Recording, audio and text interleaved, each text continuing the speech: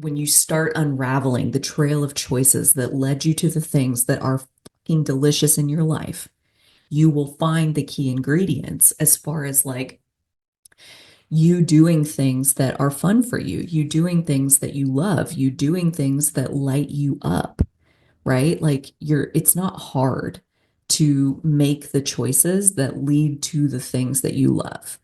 Like if you're agonizing over it, if you're forcing yourself, if you're like having to whip your own ass to get yourself to do the thing, like it's probably not going to lead to a consequence worth having, in my experience. But if you can't not do it because you're so in love with the thing, like you're so excited, lit up, etc., typically those consequences are the ones that you really want, you know? Um, and so the note that I made earlier that I wanted to make sure and talk about, there's a key ingredient to this process of world building, right? The four steps of world building. You daydream, you believe it's possible, you believe it's possible for you, and you choose into it. Okay. The key ingredient to keep in mind in all of this is patience. Patience. Our world did not become what it is right here, right now, in an instant. Okay. Rome was not built in a day. Worlds take time to build.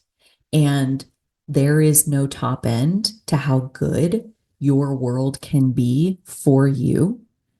And so it's really just a matter of how are you making your choices?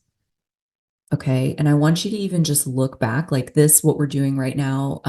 At the time I'm recording this, this is week 10 of like this Monday morning community space. Like I've chosen to show up for 10 Mondays in a row and do one of these sessions to contemplate and to turn inward and to explore these different things that we're covering and to have the patience to realize that the choices you make today are what are leading to the fruit that you will harvest in the next 6 to 12 months. You know, like consequences take time to mature.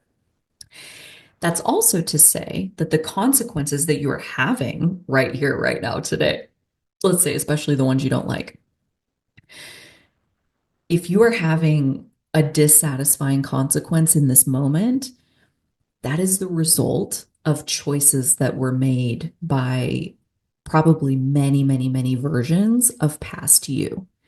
And once the choice is made, once the ball gets pushed down the hill, it's going to have to roll on down the hill. Okay. The choice was made, the consequence got set in motion. It's going to have to play itself out. And so there's like this process of like, wrapping past you in compassion and recognizing your part in how did you choose your way into that consequence? Because if you cannot turn away from that kind of self analysis, if you can look with kind eyes at the choices that past you made that led to the consequences you're now living, you can uproot all of the little things that are causing you to choose in ways where you don't like the outcome of your choices, right? Like you can start choosing in a different way. You can choose things that are, and you can choose through a process that feels good because you trust that when I feel good in my choice, the consequence it leads to is going to feel good to me.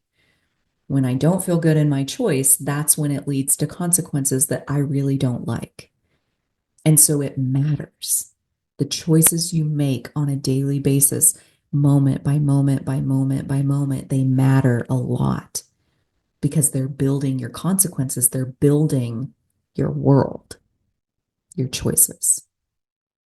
I hope you have enjoyed this as much as I have, even just a fraction of as much as I have. I really loved talking about this one and diving into how do we build our world?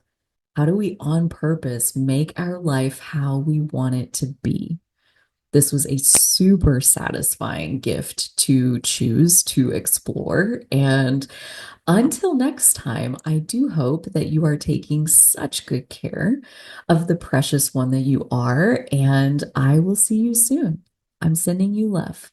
Okay, bye bye.